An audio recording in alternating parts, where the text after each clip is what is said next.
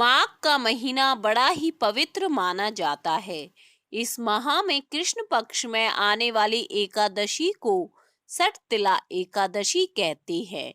सटतिला एकादशी के दिन मनुष्य को भगवान विष्णु के निमित्त व्रत रखना चाहिए।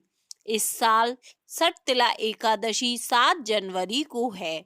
एकादशी तिथि को बेहद ही महत्वपूर्ण तिथि माना गया है। यह दिन विशेष रूप से भगवान विष्णु जी को समर्पित होता है। इस दिन जगत के पालनहार विष्णु जी का आशीर्वाद पाने के लिए व्रत का पालन किया जाता है। एकादशी तिथि प्रारंभ होगी 7 फरवरी को सुबह 6:26 से। एकादशी तिथि समाप्त होगी 8 फरवरी सुबह 4:47 पर। जो लोग सटतिला एकादशी का व्रत रखना चाहते हैं, उन्हें प्रातः सूर्य उदय से पहले उठकर नित्य क्रिया के बाद तिल का उपटन लगाकर पानी में तिल मिलाकर स्नान करना चाहिए। इसके बाद भगवान श्री कृष्ण को तिल का प्रसाद अर्पित करें और तिल से ही हवन करें। इस एकादशी के व्रत में तिल का दान करना उत्तम बताया गया है। जल पीने की इच्छा हो तो जल में तिल मिलाकर पिएं। जो लोग व्रत नहीं कर सकते, उनके लिए जितना संभव हो तिल का उपयोग करें। तिल खाएं, तिल मिलाकर पानी पिएं, तिल का उपटन लगाकर स्नान करें और तिल का दान करें। अगर इतना सब कुछ करना संभव नहीं हो तो सिर्फ तिल का उच्चारण ही करें।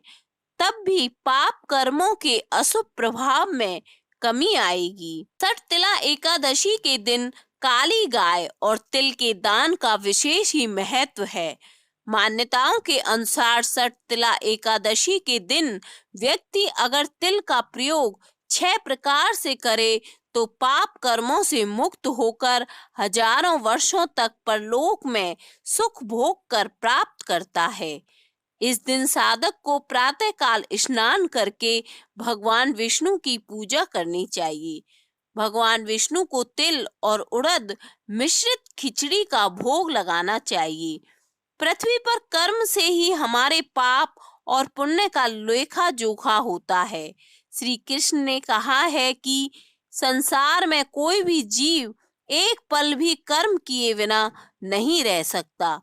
इसलिए जाने अनजाने कभी ना कभी हम सभी पाप कर्म कर बैठते हैं और पाप कर्मों से मुक्ति के लिए भी कर्म करना पड़ता है।